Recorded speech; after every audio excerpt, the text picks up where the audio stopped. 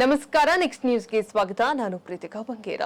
ಕೆಲವು ಸಮಯದಿಂದ ಗುಂಡಿನ ಸದ್ದಿಲ್ಲದೆ ಶಾಂತವಾಗಿದ್ದಂತ ಜಮ್ಮು ಮತ್ತು ಕಾಶ್ಮೀರದಲ್ಲೇ ನಿನ್ನೆ ಮತ್ತೆ ಗುಂಡಿನ ಸದ್ದು ಮುಳುಗಿದ್ದು ಉಗ್ರರು ನೇರವಾಗಿ ಪ್ರವಾಸಿಗರ ಮೇಲೆ ದಾಳಿಯನ್ನ ನಡೆಸಿದ್ದಾರೆ. ಜಮ್ಮು ಮತ್ತು ಕಾಶ್ಮೀರದ ಪಹಲ್ಗಾಮ್ನಲ್ಲಿ ಉಗ್ರರು ಅಟ್ಟಹಾಸವನ್ನ ಮೆರೆದಿದ್ದು ಸುಮಾರು 25ಕ್ಕೂ ಹೆಚ್ಚು ಪ್ರವಾಸಿಗರು ಉಗ್ರರ ದಾಳಿಗೆ ಹಸುನೀಗಿದ್ದಾರೆ. ನಿನ್ನೆ ಮಧ್ಯಾಹ್ನ 3 ಗಂಟೆಗೆ ಸುಮಾರಿಗೆ ಪಹಲ್ಗಾಮ್ನ ಪ್ರವಾಸಿ ತಾಣಕ್ಕೆ ಬಂದಂತ ಉಗ್ರರು ಮೊದಲು ಪ್ರವಾಸಿಗರನ್ನ ಮಾತನಾಡಿಸಿದ್ದಾರೆ. ಬಳಿಕ ಅವರ ಧರ್ಮಗಳನ್ನು ತಿಳಿದುಕೊಂಡು ದಾಳಿಯನ್ನ ಮಾಡಲು ಆರಂಭಿಸಿದ್ದಾರೆ.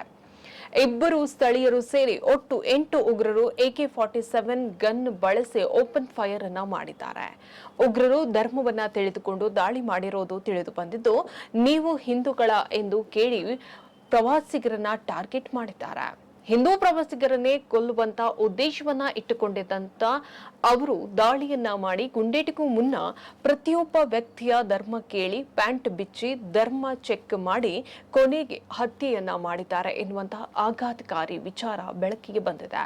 ಬೈಸರನ್ ಕಣಿವೆಯಿಂದ ಇಳಿದು ಬಂದು ಪಹಲ್ಗಾಮ್ನ ಪ್ರವಾಸಿ ತಾಣದಲ್ಲಿ ಅಟ್ಟಹಾಸವನ್ನ ಮೆರೆದಿರುವಂತಹ ಉಗ್ರರು ಲಷ್ಕರ್ ಎ ತೊಯ್ಬಾ ಉಗ್ರರು ಎಂದು ಘೋಷಿಸಿದ್ದು, ಈ ಕೃತ್ಯದ ಹೊಣೆಯನ್ನ LETಯ ರೆಸಿಡೆನ್ಸ್ ಫ್ರಂಟ್ ಹೊತ್ತುಕೊಂಡಿದೆ ಎಂದು ತಿಳಿದು ಬಂದಿದೆ.